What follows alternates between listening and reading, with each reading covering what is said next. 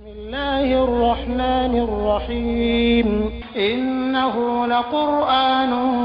كريم في كتاب مكنون لا يمسه إلا المطهرون تنزيل من رب العالمين بسم الله الرحمن الرحيم إنما يريد الله ليذهب عنكم الرجس أهل البيت ويطهركم تطهيرا.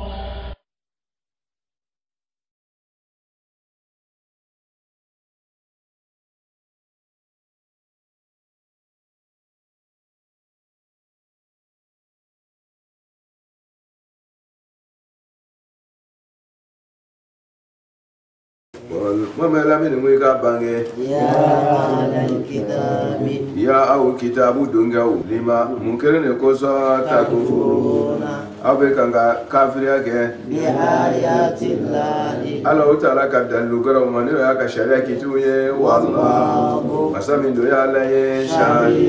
شهيد على يسير مساي على ما في بيدوكان تعملون أبيكا غاميونك ala kana kɛ kafiri ye ala ka silamɛya kitiw ma bi ayati llahi teliyala naam an bɛ sujet de kɔnɔ an kana ɲinɛ o kɔ kumaw tugu n'o bɛ ɲɔgɔn na nasɔraw yahudiyaw o ka ban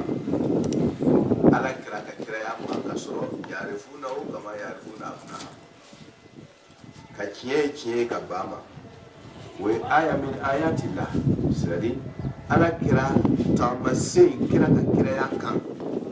tawrata kɔnɔ ni jira kɔnɔ o ye aya ye min ayatillah Beitul Maqdis alkaaba kɔnɔ o ɲɛ inna awwala bayti wudi'a linnas alkaaba kɔnɔ Beitul Maqdis ka kɔrɔnye an bɛ bɔra o kalama ko nabila Ibrahim ka kaaba jɔ nabila Ibrahim kɔnɔ nabila Sulemana ɲɛ nabila Sulemana dun ka Beitul Maqdis jɔ ni Beitul Maqdis kɛra ɲɛsinyɔrɔ ye c'est que a ka kaaba ka ɲɛsini wuri de n'o tɛ bɛɛ b'a lɔn ko kaaba kɔnɔ ale ɲɛ o Beitul Maqdis tun tɛ nabila Ibrahim bɛ se la k'a ɲɛsin min ok o tuma na olu yɛrɛ sɔnna ko kaaba tun ye ɲɛsinyɔrɔ ye jɔ o tuma n'a sɔnna o ma ka ban ka n'a fɔ ko Beitul Maqdis ye ɲɛsinyɔrɔ ye ko kira kan ka to o de kan c'est que o kɔrɔ ye ko aya dɔ bɛ dɔ wuri Beitul Maqdis ka ɲɛsini nana alikaaba ka ɲɛsini wuri o de kosɔn bamanan bɛ ko kira kan ka bɔ Beitul Maqdis ka ɲɛsini kan ni aya dɔ bɛ dɔ wuri o muna alkaaba fana tɛ Beitul Maqdis wuri fana tugu o tuma na ils sont bloqués ala ko tiɲɛ don n y'a kɛ Beitul Maqdis k'a ka ɲɛsinyɔrɔ mais alkaaba de o de dira ala kira ma comme Beitul Maqdis dira ta ma fana alkaaba kɔfɛ n'o sera ka alkaaba ta wuli ni alkaaba nana ta wuli fana a tɛ kɛ baasi ye tugun koyi o la k'ala surunya muna aw bɛ ban o ayaw ma takfuruna bi ayatillah ko kullu ta'am kana hilla li bani israil bi aya ni detail aya ni lanyine mu aya ni lanyine we kafira aya ni lima takfuruna bi ayatillah we kafira aya jumum ala ka kitu mo kitu misari aw dirati wo dunye ala ko domini be dagala bani israil kai ago fe ko nyoma so mata ko abe kendo na ko ken haram yale do ala ko wabizo min haramna alayhi tayyibat ma awila ko ay ko sey kata kana sa laje est ce que ninu tun haramu yo apere jere so be nabila Ibrahim min ka cheti yalima nabila Yakuba ka tlela asbari be tawrata ni sofu Ibrahim juma kono ka foko ken haramu ye wara mako nyombe so ye haramu ye ala ka dina ko ala ko aw katite juya ko solo nka bari aw no te ko domini be dagala ni bani Israil kullu ta'am kana hina li bani Israil fa bi zulmin haramna alayhi ok otmana muna abe nyongome so jago ya haram ya kasoro fe mi dagale do e bi la wala ko dole ko sa ya barawma mumba ke haram ye dina ko ala fe mati otma ni kira ko halala do otma ala na ni prevu ni dalu ka ira ko nyongome so ye halalai ka koro halala do bi re fana halala do muna abe kafriya halala o mako ke haramu man harrama zinata allahi lati aw tayyibat allati akhrajna ala fi sanama munda aw jole ka haram ni nasid me jibilu juma jigile ka mala sunyala otmana dina kitimu otmani ye yahudi ani fi nun tay an muslimo yere fe na dona na parce que corona abe mo do kofo ka ede yira no eti ka mo do misali abushi ki fo iyere no luta misali ai otma yahudiya ka fendo jago ya haram ya dina kono kata surama haram ya na labo lakale nake kuma korore kwa nyongo na dore bena ke islamo yere demandi nyongo che olu yere beno nyatu ka ye dina kono femi tagale do bena jago ya haram ya o yere ka dina ko jone ka ke haram ya do fana haram ya leno obino jago ya halala obino jago ya haram ya do halala ya obino haram ya do haram ya obino halala ya sari jojo ye system mike hasino ba kala awa islamo yera fana bino system de ketuguni o ka dina kono fokata o misala go shitoro otma niya ta ka pratique e yere ka islamo ya kono ila ti yere so ibeni yumona ya udia bara le kala islamo ya kono kuso tuma bembe to ka korea mama foko gairi magdubi alaihim wala dolina an go yawden na sorawo oui kene ka note hakika islamo yere di awi gairi magdubi ni dona corona kono abina gairi magdubi fuyo mun dona ala dimisra fe o dona ala dimisra fe chudi parce ala e femi haram ya o yo halala ya ay mun halala ya o yo haram ya ala dimino kono iftira'an ala allah we garo muti kala la ka dina la ka so ala ma mi fo ala dimino ko bo salamo na fara yo ba bona kire de ni ko gair ma gudu ke ko ala ki kishi garo ntige madina ko ka fendo fo mi te fo dai abi ko ko yawde ya drone ko re mata o ka kishi ni fiuka ka so bi ka dina ko re kelmi yawde ya kelmi na so rai wala doli ne ka ciye ki baba wala doli ko na so rai Selaman jumale kerme ka ciye ka tuwani sa ko ka ciye to e ba mi kwara kana blanda so ko me ka yete tara na so ga igizabi kono ko ka so le bi afara ko wala doli na e yere ko kwala ka ne ke ciye dogolai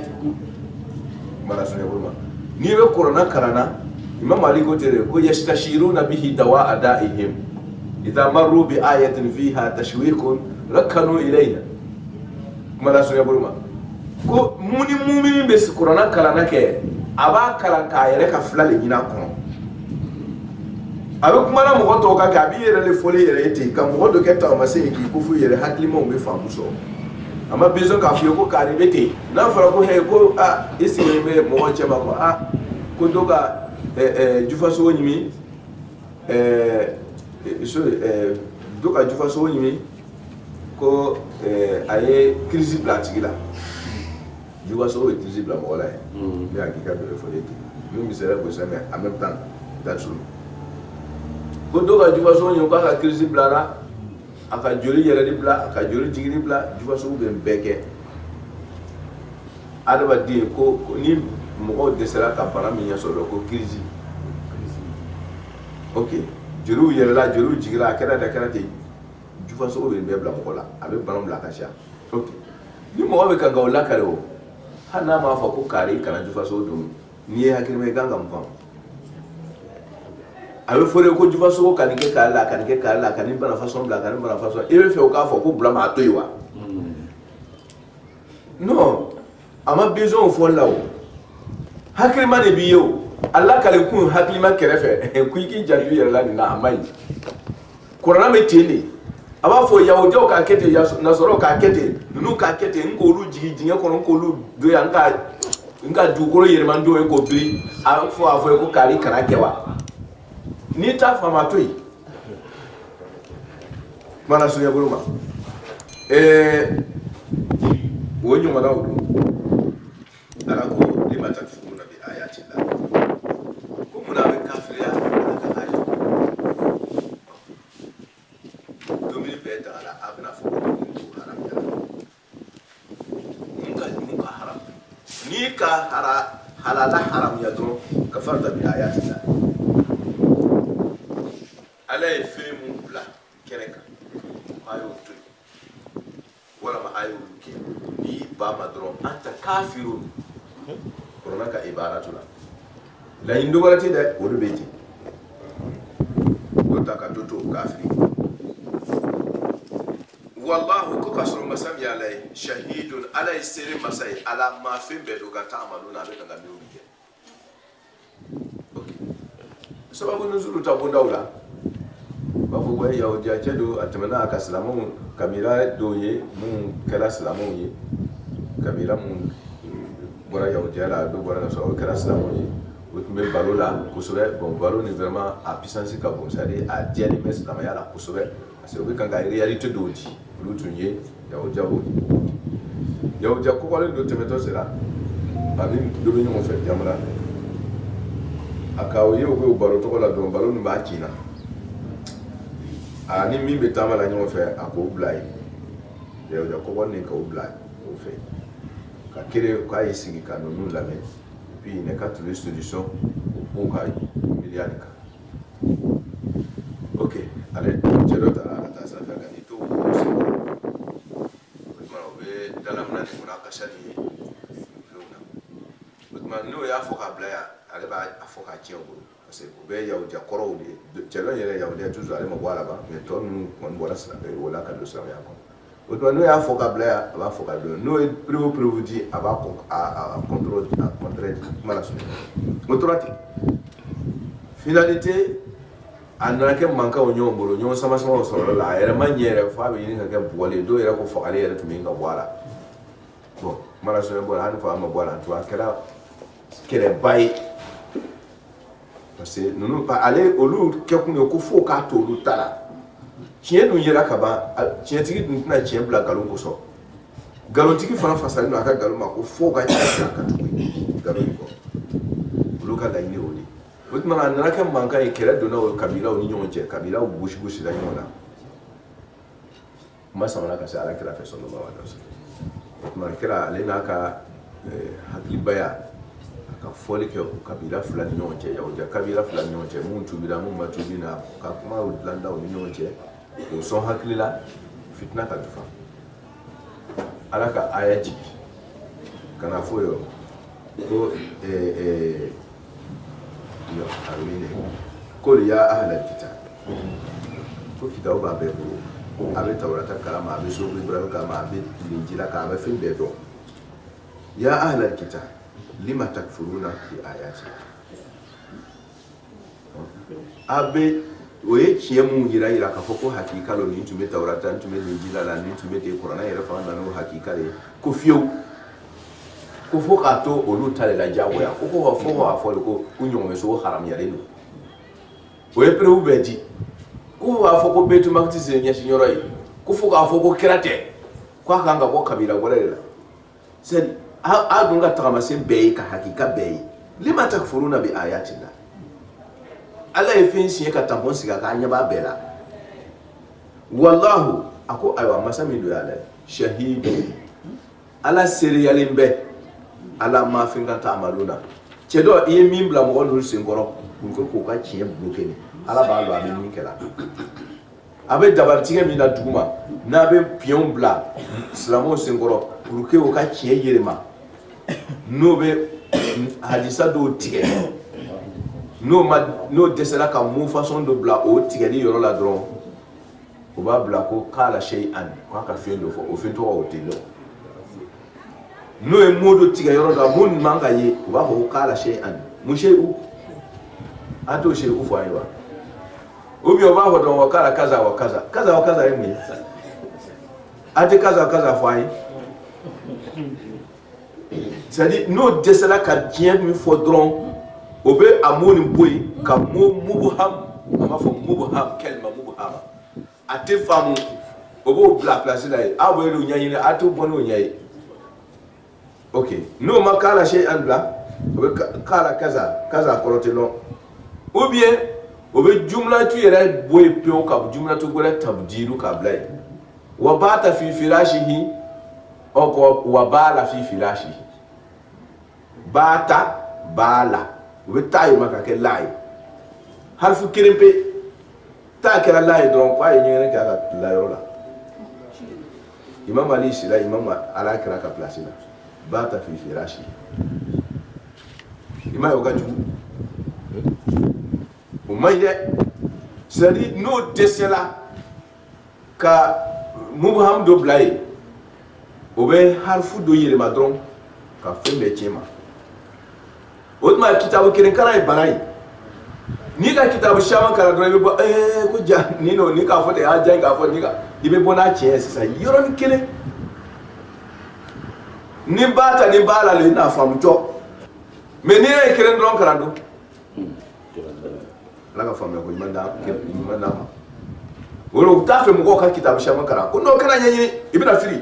e ma firi a e se ka nyanyi e ma firi no ni fara ma nyanyi ko ko be kuma ni ka nyanyi fara ma firi aton fara ka nyanyi fara te firi hakili mi fe o kelen mi fara be ni dumba nyanyi ibi lora kera do kara nyanyi kuni ka nyanyi fe e ma nyanyi e pire kara chogri kuni ka nyanyi ku be firi ni fara ka nyanyi ka sore ma firi fara mona ne fara ba nyanyi ne fara be firi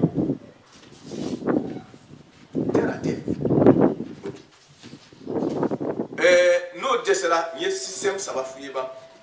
yeye ma chogola takfuruna bi ayati Allah wallahu shahidu ala ma ta'maluna kiye dogo chogo ala be o ka kewal min karama mo le forete ala shahidu ala ma ta'malun obe min barala bo le ya forete no ni sabay no mo fara ke système gora bo bro no ma che oblay obe kaza blay no mo blay obe harfu yere yirima no ma harfu yirima obe jumla tu yere complète tige ka don kole ka bo achema pe o ka kole otmana ete bon fo nyai mais ni ga kitabu gore kara way minti ga cheman ke iboni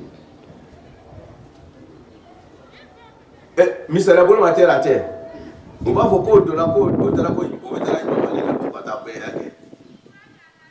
ko o sera tala ko le kamora fatma zara kashira ko fo mo gom be o kere ga mala so na trat ko le ko mi mo kere ka o yoro la ni le tala ko be kashira fo ko kashira ko mo so metie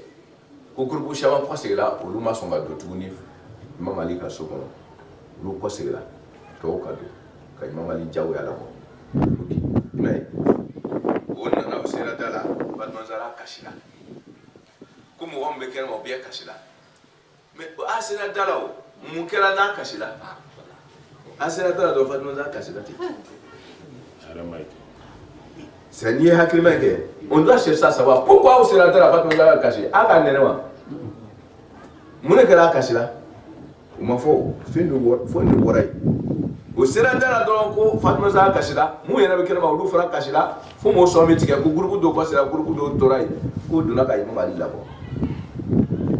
Tu vois, il y a quelque chose qui est coupé. On demande au Asira Dalao, Fatma Kashila, Mouneka Kashi, Bira Ayoko Akao Yoko Foro de Gabia. Depuis à l'Union de maintenant, Akao Yeshe Jodi Amakashi, Bi Avalu Yadamakashi. Ok. Mintika ni kita ugora kala ni dana kita ukiri mabanalo. Ta ugora kala ka iso to ni yini. Mo wara kaburuka ibina yenge kasi sababu jawo sira dara we da ko bonda mayere we da jawo ya pousser da yere to wone aka fatma za ko shika noro ko wala mala sunya buruma do ko poti de ya akono so ka dimba ko saya sababu kerawo ni bushiri na kulewo mais ni ma kita do wala kana be boko Autrement, nous, on sait qu'un mot de la place, mais dans le mot est complet pour donc à coller. Autrement, ni le tâche que la niana m'a été cogné, ni niana m'a été qui t'a chaman carano, autre ni méthode m'a été. Était bon coup de niaï. Ok, lima takfuruna bi ayati Allah. Wallahu shahidun ala ma ta'malu. Ni ma tatbiqu la islamaya le kono sa quoi. Note yaoudia ou yeni bodi mi ke islamaya la tifofla. Nasoro be ni bodi mi ke la tifofla. Awa islamo yere bo kan ka okere ne ka okadina yere kono ya. Ala ka fa ala kana ke chedo ulai. Oh, na yiti anyanyi na yiti kana anyanyi kaburu kono yiti tlala o. Kon mo me la me la bange. Ni mi be kana kana. Mi yere te kanda ika ko bi buro ya ahal alkitab nafra kitabu Quran te kitabu ya ni wore fo mo do de tabe ke ga do laji tawrata ki repete kitabu yo linjila ya ki repete kitabu ala ko zalika alkitabu la raiba fihi Quran ya kitabu ye nafa ahal alkitab aw yaslamu bala akana ti yawo to drop ma ya ahal alkitab ya kitabu do ngawo lima mukere ne ko so tasuduna ate funye fo ka senda kieka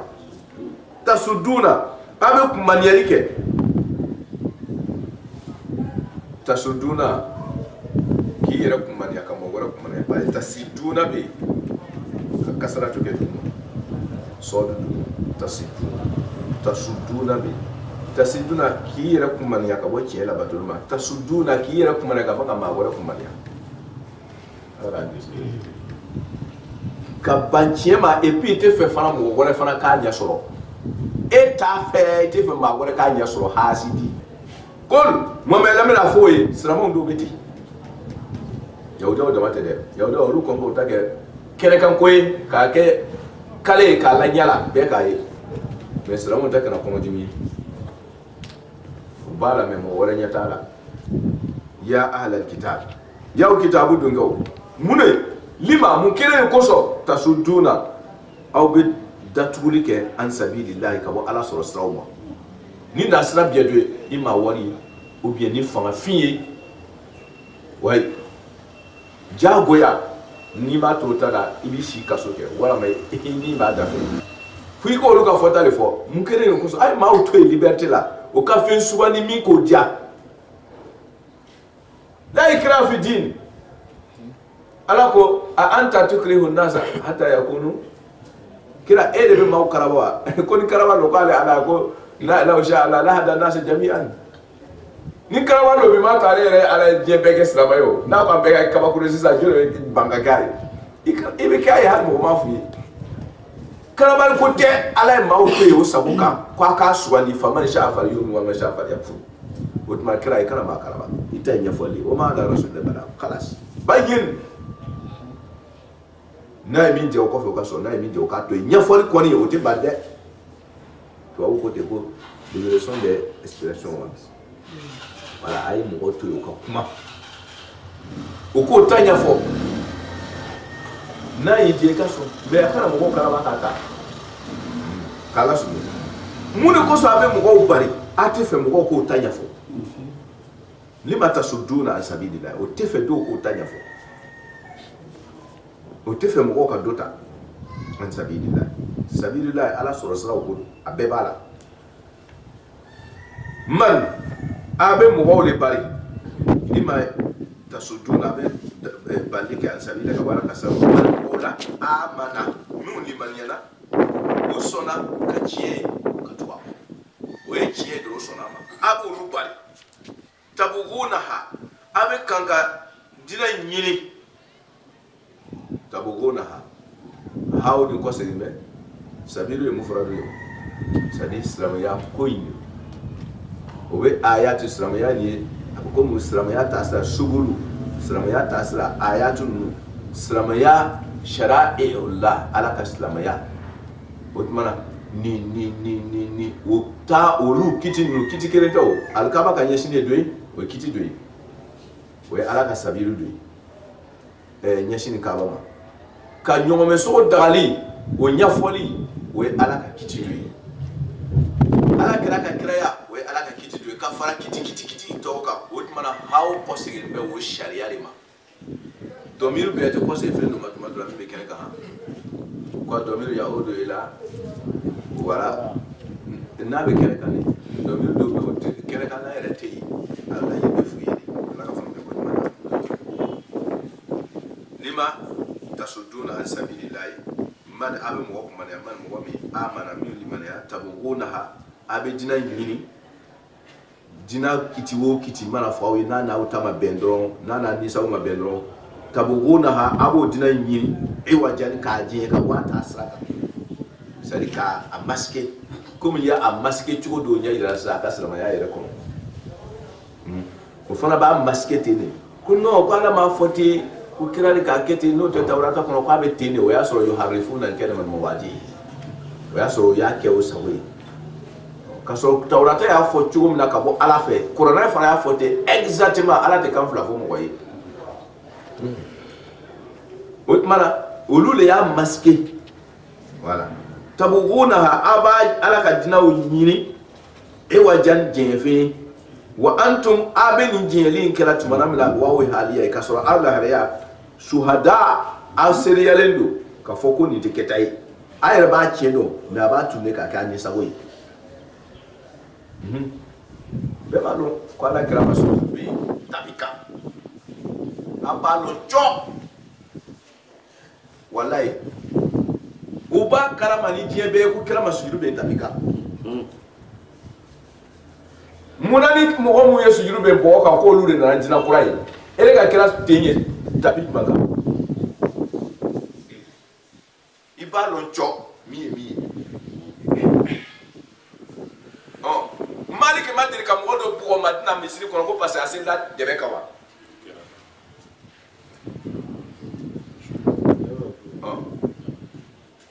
be sera tabika mi jongi bo itu mi ga mari mi go we mo do bo akode debe ere o te tabire debe mi fana bora tamoro fula kasro mo yere be sera o ka karo ke ti ga dina nyanyini ibe pampa na kaso ite fu do dina la wore ka dina halaki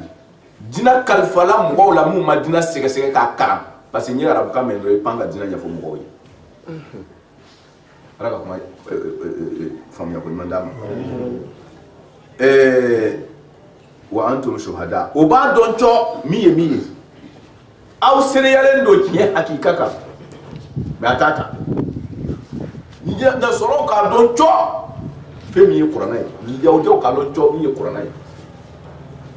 me ba maski salamo yere fana beti o ka don mi hakika e cho mais ala kwani ale te koroto inma ya'jal man yakhafu al-fawt mo de koroto abeta kama minda ala 5 millions kreke masadam na bari ate laba ibe tasro karabo ke min dam na wori be laba ala e wati dani mo wati talata ala be wati te ala yoro dam yoro tala ko karoge mo wale be koroto abeta ka minda kani korofio kana mini ku miena shira ko be jojima ay wa antum shuhada abadon cho miye kiye wa ma allah qala ala faraba fu ay ka sunya kuma shamata le fi ale ala makke bi ghafilin yani laysa allah man bi barakakum laysa bawo zaidi wa ma allah yani laysa allah ghafilan wa ma allah bi ghafilin ala makke tuli baye nyira be munese mo ma ni nyira de ka daba ko so ko ka ta afro la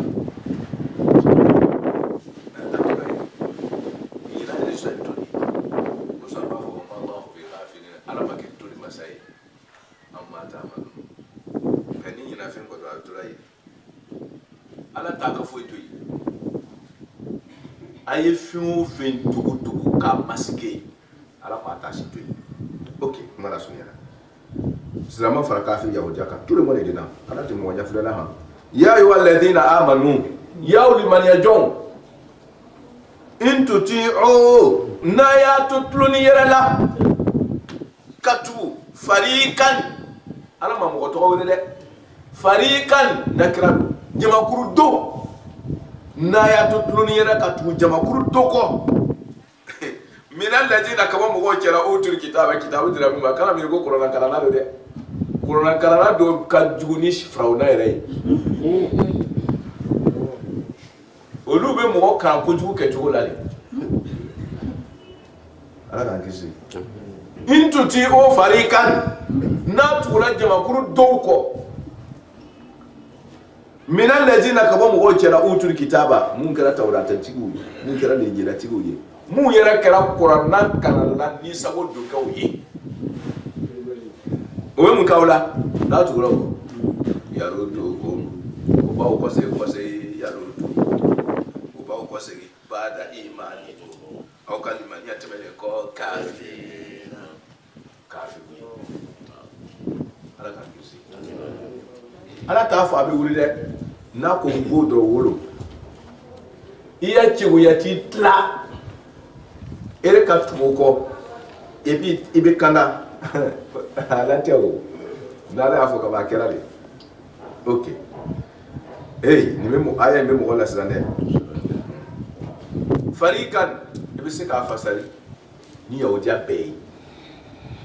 intuti o farikan ko jamakuru do bey yahudiya wole o jamakuru tuma farikan nge jamakuru bali kitabu madi yahudiya doromo adira na so fana ma adira salamu era fana ma adira ku wala fana ma izara ku tul kitaba kitabu dira ma kasha je kono kitabu shama ne jigila okay otma ambe farika na ya jama fasani na sorbe yahudiya ku damai yahudiya trompe otma farika na tula yahudiya damako yarudukum wa kosa wala yarudukum na tula yahudiya do farikan min al-yahud na tura yahudiya do ko ba yahudiya bete do yere son de qur'an ma yahudiya bete yahudiya min kelme ka ciye maske ka ciye yirima wo yahudiya do ma fariku ka ke gurgu be ka wo yahudiya yere cela wala ma ka ke yahudiya yere be wala ma ka farika fasal mutlaqan jamakuru ikira sramani yo ikira yahudiya yo ikira nasoro ikira miyo ere ka ala ka kitabu lo ka soro ka ayire masani be fere mo ma dumda nofe botma fali ko ya fasal mutla kana beche bana sunya bulu ala ko mo do be nawtu la luko chiedo kitabu boro de ma la ko baru karangela be kandante ha wannan wa ko se ka ge ka fi ba ma fi wa kayfa ko chodi takfuruna aw be kafiriya wa antum ka awla harayatu tutla karabika nga kesu anitle alaykum awka ayatullahi ala taraka ayauda sadi dalu gelan we kan ga yira awla ala kala ka kireyaka alkaba ka nyeshi roka so ta dalika islam ya kiti bela jenika katafura aw yira bi mo abe dalulu be kan gatiti ama fa bela jerefe mais adun kala chugodi takfuruna aw be kafira halbi wa antum qawla harayatu wa wa harayatu tut la karami kan ke alaykum aw ka ayatu la jilbe ayan karana majhul o abe kan karawi absali kala inde do wala yo abe te ka fo ko kala la o kala rasulullah yo sadi tama sew be mun kan ga yenge aw yesu anike ado ye kala la kala rasulullah mais ado be ke ala ba ka tama sew bangi ye ka sura makeni ala ka fo ko non ko ti wala ma kira ka fo ko ti otmana wo tama se mun be kan ga bangi banga o tutla alaikum ayatullah ala ka ayo be kan ga yenge aw ye ka bangi aw yesu anike ani mun be fora yele dato masa ok nimbe tamase ka foko adaba dew no ko sigila ala ka qur'ana ma ani kira ka sunama ko tɛ se ka kafiriya parce que taajub le bɛ quoi kayfa takfurun aw bɛ se ka kafiriya cogo di k'Ala ka kuranɛ to aw bolo wa fiikum rasuluhu k'a sɔrɔ a ka kira bɛ yen kira kumakan b'aw bolo su ani tile kira tɛ dɔ wɛrɛ ye o a ye min fɔ n'a ye min kɛ n'a ye jɛ min kɛ nin kan o la k'Ala sunya o tuma na kabako de bɛ yen quoi a bɛ kɛ cogo di aw bɛ sira bila ka don Ala gasi la k'a sɔrɔ kuranɛ ye fɛn bɛɛ fɔ kira y'a détaillé di n'a kafiriyara nin bɛɛ lajɛlen kɔni kɔfɛ kɔni o to kɛra yaada ye kayfa takfurun wa antum tutla alaykum ayatullah ka Ala ka kuranɛ to aw bolo a bɛ kalan aw ye a fasaliba ɲumanw bɛ aw cɛ ma wa fiikum ko kɛli kɛra aw cɛ ma rasulu a ka ciden na hali n'a yɛrɛ physique tɛ a ka kumakan bɛ yen oui ni hali kɛra y'i jɛ sunna don n'a kumana sunna don n'a y'a kɛ sunna don a ka kɛtaw ye sunna ye a ka fɔtaw ye sunna ye a ka jɛ ka sigi o ye sunna ye e bɛ kira fɛ cogo di tuguni i b'a ka présence kɔ tuguni à part ça la tu veux quoi n'a bɛ cɛ ma a tɛna tɛmɛ ni 3 in kan o